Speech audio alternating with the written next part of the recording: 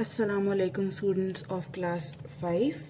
Today again we are going to read English grammar book 5 and today we are going to start our topic which is the present continuous tense. आज हम present continuous tense के बारे में पढ़ेंगे. अच्छा, present continuous क्या होता है? Present means हाल, continuous means जारी. We use present continuous tense to talk about things in progress at the time of speaking. मौजूदा ज़माने में जारी काम को बताने के लिए हम present continuous tense का इस्तेमाल करते हैं. For example, the teacher is teaching the class. Teaching क्या है? Teaching एक प्रोसेस है जो उस वक्त हो रहा है और हम बता रहे हैं कि for example,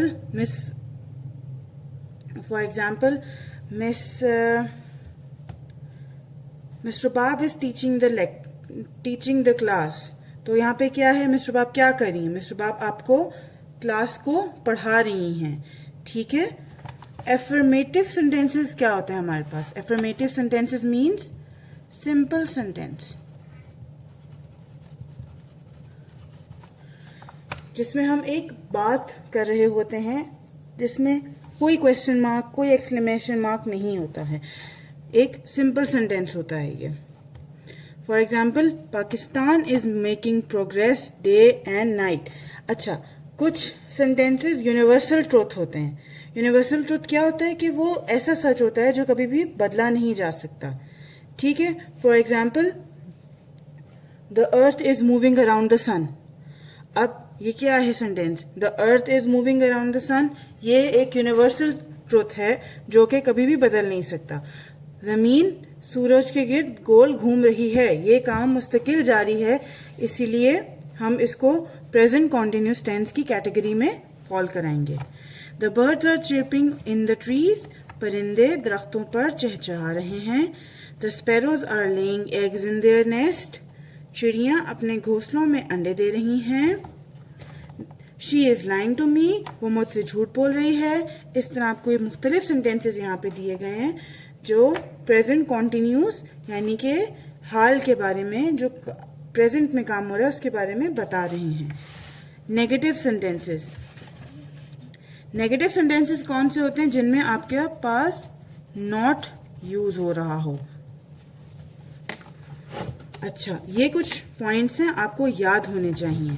ये क्या है? इस टेंस की निशानी ये है कि जुमले के आखिर में रहा है, रही है, रहे हैं वगैरह आता है. अब उर्दू में इसकी पहचान क्या है कि इसके एंड में रहा है, रहे हैं, रही हैं, रहे हैं, इस तरह इसके उर्दू के सेंटेंस एंड होते हैं.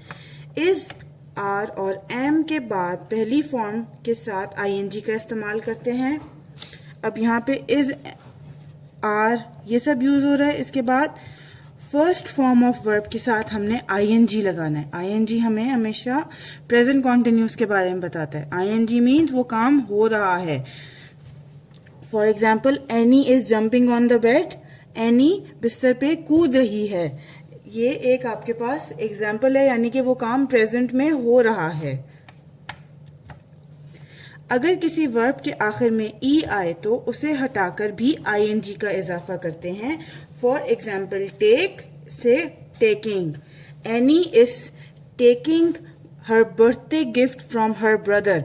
यानी क्या मतलब हुआ? एनी अपने भाई से अपनी सालगिरह का तोहफा ले रही है. ठीक है. इसमें टेकिंग में टेक में से ई को हटा दिया और आईएनजी ऐड कर दिया.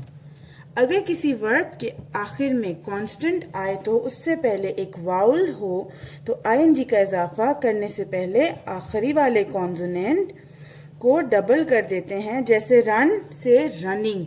कॉन्सोनेंट क्या होता है हमारे पास? कॉन्सोनेंट हम कहते हैं अल्फाबेट्स को. अल्फाबेट्स को दूसरे लफ्जों में कॉन्सोनेंट भी कहा जाता है. कॉन्सोनेंट क्यों कहा जाता है? क्योंकि जब हम उसको वाउल्स को अलग कर देते हैं अल्फाबेट्स में, अल्फ़ाबेट्स हमारे पास क्या हैं? ए, बी, सी, डी, ई, एफ, जी, एच, आई, जे, के, एल, एम, एन, ओ,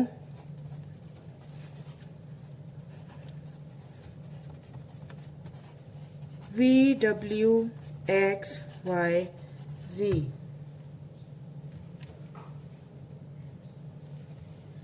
ठीक है, ये आपके पास आ गए, ये हैं हमारे अल्फ़ाबेट्स। ठीक हो गया। अब अल्फ़ाबेट्स में से जब हम माइनस कर देते हैं वाउल्स, वाउल्स क्या है हमारे पास? वाउल्स हमारे पास है A E I O U, A E I O U। जब हमने कौन वाउल्स निकाल लिए तो जो बाकी अल्फ़ाबेट्स बच गए हम उनको कहते हैं कॉन्सोनेंट्स। हम उनको क्या कहते हैं? हम उनको कहते हैं कॉन्सोनेंट्स। इसी तरह यहाँ पे कहा गया है कि अगर कोई वर्ब के आखिर में कॉन्सोनेंट आ जाए, यानी फॉर एग्जाम्पल RUN, कॉन्सोनेंट आ गया, ठीक है, तो उस कॉन्सोनेंट को हम डबल कर देंगे, रनिंग,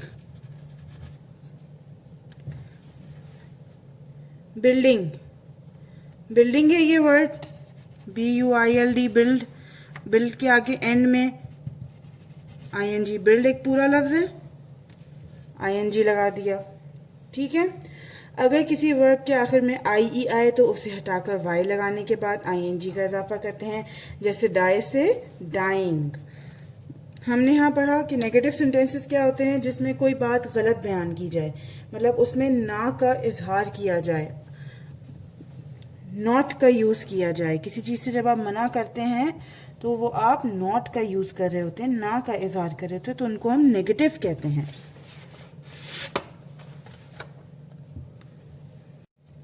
अब हम यहाँ पे आते हैं एक्सरसाइज की तरफ। आपको एक्सरसाइज का ये क्वेश्चन दिया गया है, B, C और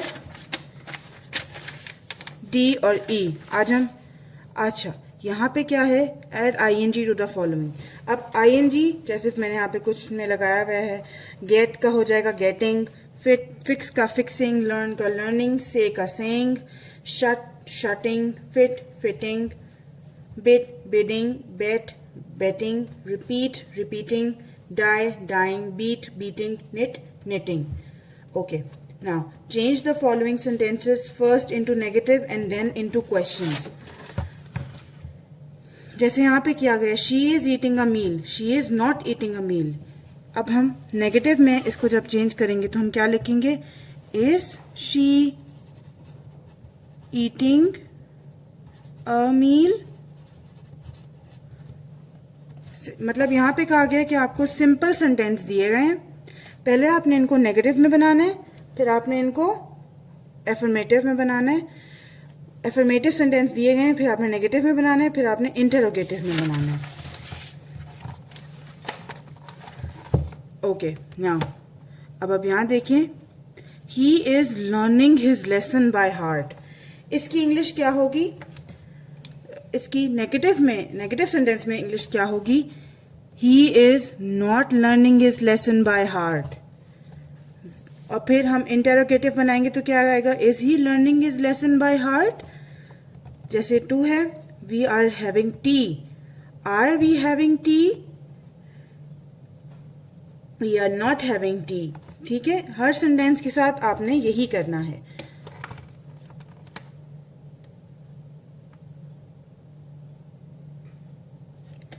अच्छा, अब डी पोर्शन में क्या है हमारे पास? Correct the following sentences.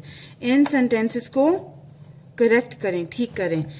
The girls are sitting on the bench.